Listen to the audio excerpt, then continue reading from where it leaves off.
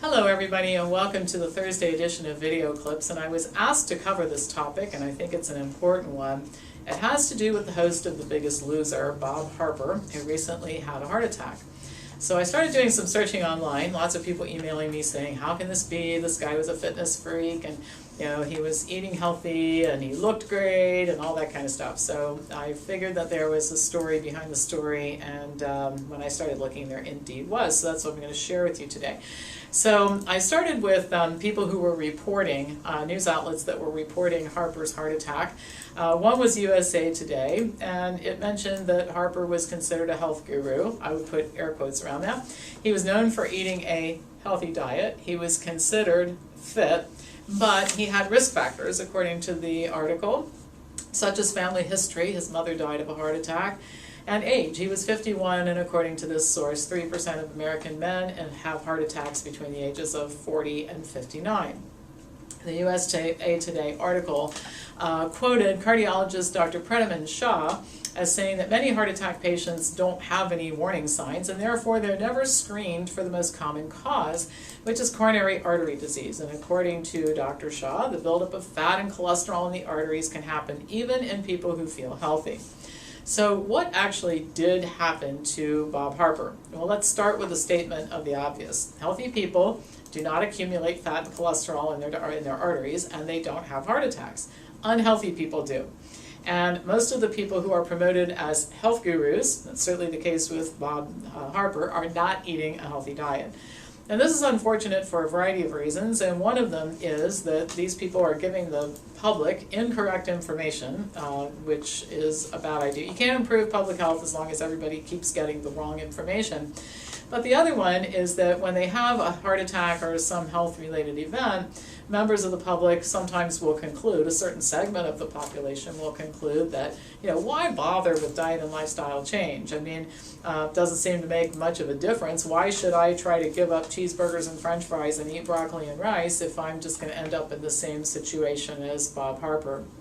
So both of those things are kind of unfortunate.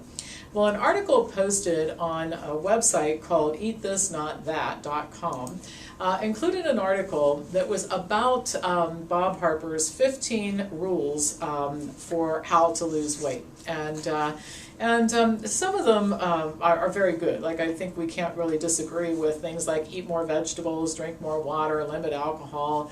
But oh my gosh, when you dig into the rest of these things, there is just a lot of inaccurate information. So I'll tell you a little bit about it. According to Harper, complex carbs may increase appetite due to spikes in insulin levels. That's a direct quote.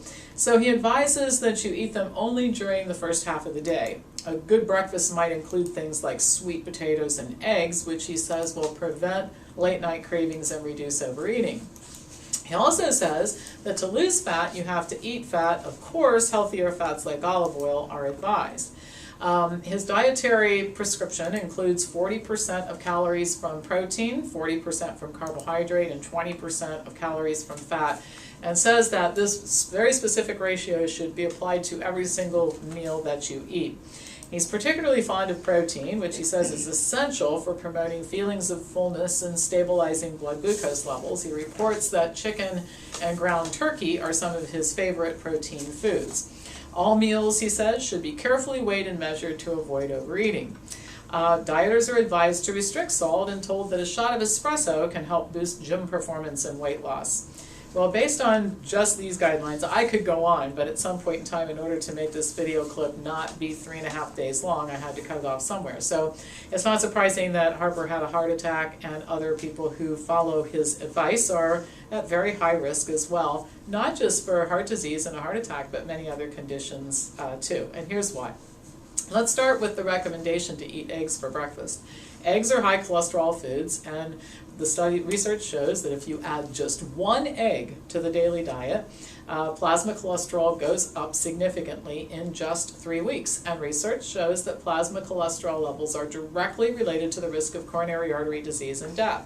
The authors of one study that included over 356,000 men between the ages of 35 and 57 wrote, quote, "These data of high precision show that the relationship between serum cholesterol and CHD is not a threshold one, with increased risk confined to the 2 highest quintiles, but rather is a continuously graded one that powerfully affects risk for the great majority of middle-aged American men." So this is the age range that Harper fell within. And what these authors are saying is that you don't have to have really high cholesterol to be in trouble. Every little bit of animal food you add increases your risk. Harper's reverence for protein is terribly misguided, particularly since he favors animal protein. He claims that carbohydrate foods spike blood sugar and insulin levels, while eating protein does not. But actually the opposite is true. High carbohydrate diets are more effective for lowering fasting glucose and A1C levels and increasing insulin sensitivity than higher protein diets. And protein foods cause higher spikes in insulin than high carbohydrate foods. As if this isn't enough, eating high protein animal foods increases plasma insulin-like growth factor levels, which increases the risk of many types of cancer. Harper's advice to eat a higher fat diet with better, I'd put air quotes around that, fats like olive oil is even more deadly. While it's still widely believed that replacing saturated fat with monounsaturated fat improves health, there is not a single randomized controlled trial that has ever demonstrated that doing so reduces cholesterol or lowers the risk of cardiovascular events and death. In fact, studies show the opposite, that replacing saturated fat with high linoleic acid, linoleic vegetable oil can lower cholesterol, but the risk of death from coronary heart disease and all-cause mortality increases instead of decreases. Another researcher concluded, quote, "Evidence supporting monounsaturated fatty acids as the healthy dietary fatty acid is weak. Even when considering this food source, plant versus animal, there is little evidence to support recommendations to increase monounsaturated fatty acid for coronary heart disease prevention." Many health authorities agree with Harper's advice to limit salt, and there are some people who do benefit from salt restriction, but most people don't, and in fact a growing body of evidence shows that salt restriction increases rather than decreases the risk of cardiovascular mortality. The Institute of Medicine recently changed its position on this issue, stating that extreme salt restriction is not beneficial and that previous analyses related to this issue were incorrect. Entire books have been written about the incorrect ideas promoted by Bob Harper, such as Proteinaholic, book I recently covered in advanced study for those of you who participate in those classes. That book was written by Garth Davis and Howard Jacobson. The China Study, T. Colin Campbell. Prevent and Reverse Heart Disease by Dr. Caldwell Esselstyn. In fact, Dr. Esselstyn has helped patients who have advanced coronary artery disease, some of whom were terminal when they first saw him, to stay alive for decades without more medical intervention by adopting a very low-fat, low-protein, and extremely high carbohydrate diet with no oils. And Dr. Dean Ornish has published studies showing similar results with a very similar diet.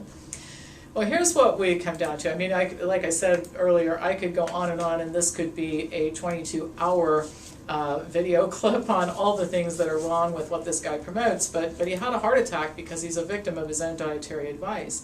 I think he means well. I think he wants to help people. I always assume positive intent, and I'm truly sorry that he had a heart attack. I'm sure it scared the heck out of him, and I'm glad he survived. I also very sincerely hope that this is a wake-up call for him and that he will start to consult with people who offer evidence-based diet and lifestyle advice. Were he to be willing to admit that he was wrong about this publicly and to make changes to change his own health, not only would it save his own life to adopt a better diet and one that is in keeping with the scientific evidence, but he would also influence the health and maybe lifespan of millions of people who watch this guy and respect him very, very much. So all in all, this article isn't to take away from the awful thing that happened, which is the heart attack, but rather to correct the record because people are just dumbfounded that this could happen to a healthy person. Bob Harper was not and is not a healthy person, and his diet is largely responsible for that.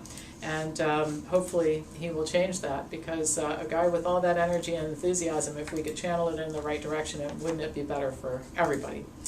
All right, just so you know, this article has 18 references. It will be posted very shortly in the Health Briefs online library. If you're not a subscriber and you want to access this and other articles like it, you can just email me at pampopper@msn.com. As usual, that's all for today and for the week. Pass this on to anybody who you think would enjoy watching it. I'll be back to you next week with more news.